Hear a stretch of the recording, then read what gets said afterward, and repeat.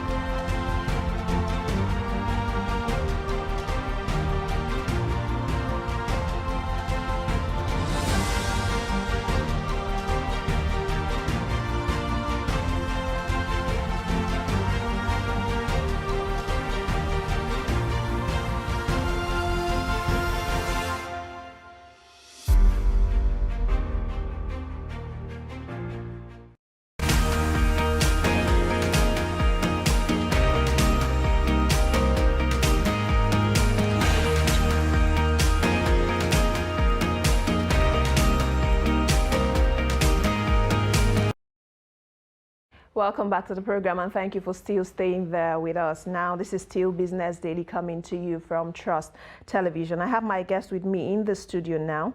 He is Dr. Aliyu Ilyas. He is the president, Chartered Institute of Customer Relationship Management of Nigeria, also a customer experience expert and a financial analyst. Welcome to the program. All right, thank you for having me. And happy Customer Service Week. Yes, happy Customer Service Week to you. It's always a pleasure having you join us on the program. I want you to kickstart by telling us, basically giving us an appraisal of customer service. Now, customer service cuts across different sectors of the economy, telecoms, power, different sectors are affected by customer service. And you have monitored this whole space for close to 10 years now. How would you say that space has evolved? All right, thank you so very much. Customer service has evolved over time, and as it is now, globally, we are moving even away from customer service to customer experience. Basically, customer service simply means taking response to challenges that people faces around businesses. Maybe you want to buy a particular thing, how you will use it, you call back, how do I fix it, and a whole lot of things. But the word, like I said, customer service seems reactive, and we are moving to customer experience, which focuses on being proactive. We are at the age of proactiveness, that every business must be proactive, must prepare for questions that people will ask. You have to think ahead of people. Before, virtually in all the business or website, you see FAQ. frequent asked questions. Yes. They have captured what you are likely to ask, but the word has gone beyond that, that even you have to imagine what they have not asked and prepare for them. And in Nigeria today, it's a different ball game. And I must tell you, after the challenge of COVID-19, customer experience, customer service, so to say, has changed, that every company needs to take significant note of that. If you don't do good customer service or good customer experience, it's either you're out of business now or you'll be out of business very soon.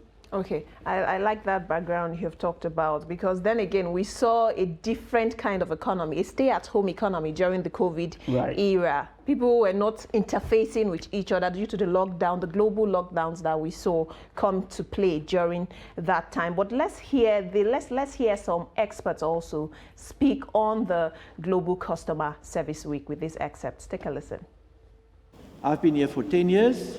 And I had good and bad experiences. But afterwards, we all were able to laugh, shake a hand, and those guys are still our guests, and we are still their friends, and we're still making business with each other.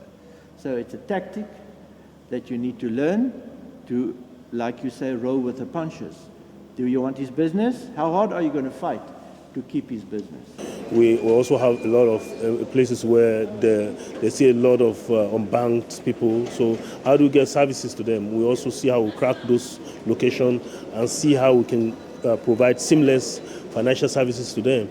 So how do we provide these services, financial services at a very low cost, very easily accessible, and where there will be also satisfaction? Most of our complaints are majorly on remittances, not receiving alerts, SMS, which we know it's not a PFA thing, could be network, the service providers, but we look into that and also give these clients feedback and making it, achieving this at the shortest time possible. First, I think by employing the service of customer analytics, which is where you get data involved in giving out services to your customer, data of your clients, it improves personalized service, because without data, you cannot give the best service to your guest.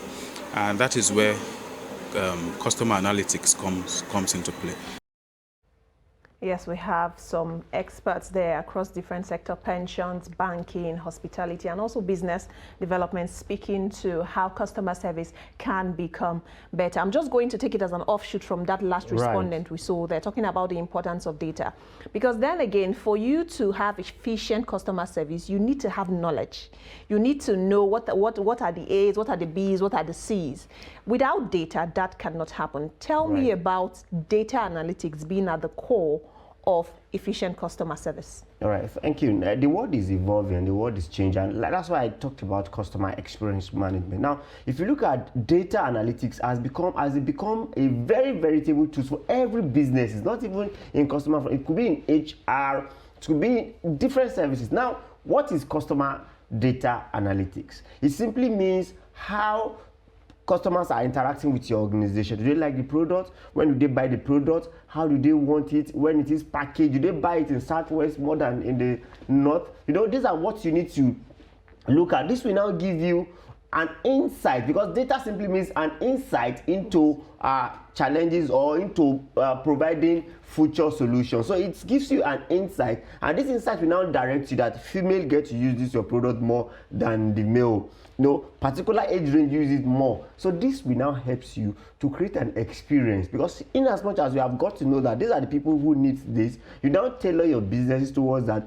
Create an innovative way of managing that customer, and in the long run you make your own profit, because the essence of offering all these things is that in the long run you have a fantastic and better bottom line to do. Then if you look at customer experience generally, it talks about point of interaction of customers to your organization. So when we say point of interaction, it could be at the shop, it could be on website, it could be through phone call, it could be physical office, it could be online. So but by the time you get to know how and when to manage this, you will do. So we encourage people that you need to employ data analytics to really have a better management of your customers. One of the key pillars of this customer service week is basically to educate business owners, to educate firms, because be it whether you are a macro, micro, no matter how large your firm is or your organization is, provided you have interface with customers, you have to put out the right awareness and the right information. I want you to speak to mistakes businesses make in terms of service delivery, because we've seen a lot of call-outs on social media. Right. Because I mentioned when I started, customer perception is very important if your business has to grow. It's at the center of it. We've seen a call out from specific sectors. I don't want to pinpoint sectors, but I know you know these sectors we are talking about that interface with people, particularly the banking sector. Because listening to the expert that spoke just now, he said they're trying to meet the unbanked. And we still have issues around how Nigeria needs to increase financial literacy. What are the mistakes businesses make? All right. Common mistakes. Let's put it in perspective now. Yes. First and foremost, let's look at MSMEs. Most of MSMEs are out of business after 5 years.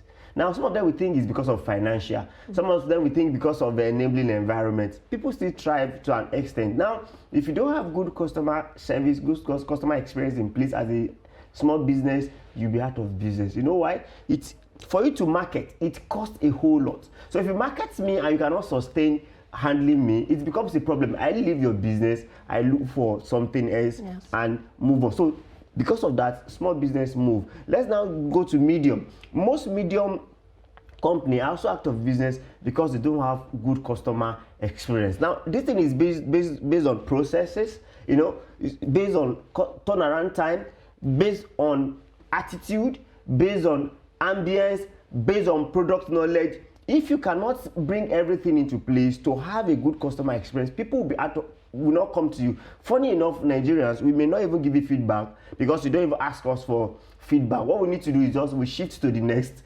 organization and we'll start do business with them. Perhaps we tell the next colleague, do not go to that place again. Then let's talk about big companies. A particular e-commerce company is out of business now, simply because they fail, you know, to really take customer experience as important as it's supposed to be. What actually happened is that they embark on using third-party logistics. Third-party logistics simply means when you do a business, but you engage another company to do the distribution, so to say. Now, I get to tell them that you will be out of business in 3 years, simply because these people that are representing you, they're not representing you well. Because the problem of third-party outsourcing, the problem of outsourcing itself is that people may not do the work as you expect them to do, perhaps as you will handle it yourself, in as much as outsourcing good in terms of cutting or reducing overhead cost. So this company failed to manage this third-party logistics and they started giving bad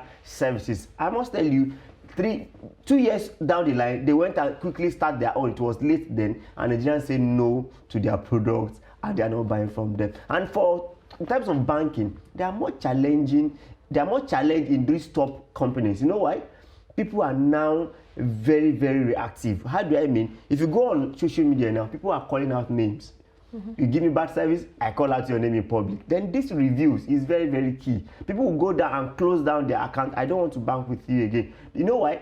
There are more challenges even in online banking has come to solve the problem conventional banks are giving people. So a conventional bank needs to combine online way of managing customers and physical ways. It's become a very tall order for them. But the joy is this: if you offer good customer experience, people come to do business with you. I like the fact that you brought in the slant of online banking, and that's bringing in technology into the discussion. I'm asking because one of the respondents there said there's a good number of people in the bracket of being unbanked. Now, some people that are in the rural areas, they don't have access to some of this technology, the online banking, the applications that we have on our phones, on our iPads. They don't have access to these apps. Now, how can we ensure, because even at that level, they provide service. How can they be successfully moved into the bracket whereby they also understand that service delivery is important and it also gives them better bottom line? If you look at recently, CBN has tried a lot to do what we call financial inclusion. Now, financial inclusion simply means you don't necessarily need internet to offer financial services. You can do, SMS and whatever. But the challenge is this. Before we used to have microfinance. I know we still have a few of them, but not like before, that every community have little. The thing is, service delivery is what a blind man can see, what a deaf person can see, can hear. Good customer experience speaks every language. So if we give good customer experience to people in the rural area, they respond to you. Perhaps show me a services that does not have alternative at this age. Very, very rare. Very, very rare. So if we don't give them good customer experience, because it's what they can notice. If you treat me well, it's very easy for me to get to know. So the thing is that, like he rightly said, did they use unbanked populace now to bring them into the fold, because people still keep their money under their pillow because they don't trust giving out their money to. So because of some of their bad experience, perhaps there are some small financial organizations that CBN also need to look into. That is, in those communities, they need to also register them so that they will not do away with people's money, as it were. Okay, we'll take a short break now. When we come back, we'll talk about the nexus between customer service and consumer protection. Please stay with us.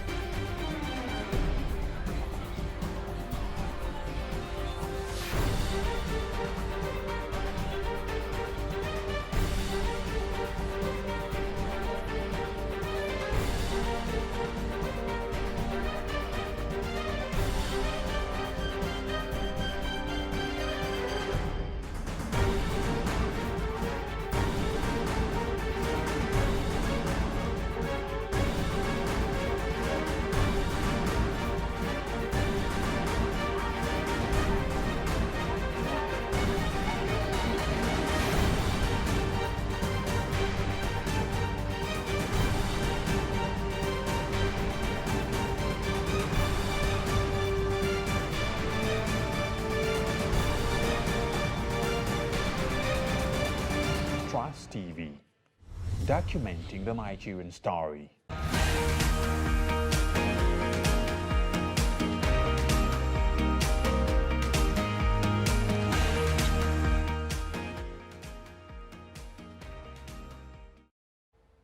Welcome back. Thank you for still staying there with us. Still Business Daily coming to you from Trust Television. And we have been speaking largely about the Customer Service Week, the Global Customer Service Week, which is commemorated the first week of October, basically recognizing the role people who provide service to you, honoring them for the service being provided and the work they are doing. The theme for this year is Celebrate Service. I still have in the studio with me Dr. Aliyu Ilyas. He is the President, Chartered Institute of Customer Relationship Management of Nigeria. I want you now to talk about create a pathway between customer service and consumer protection before I move to the next question. All right, thank you. If you look at consumer protection is a precursor for good customer experience in a country, because every business wants to make profit, and because of making that profit, they may want to shortchange people, as it were. But if you look at the regulatory framework, is what we make people not to do such thing. For instance, we have what we call FCCPC, Federal Competition and Consumer Protection Council. We have NAFDAC. We have SON.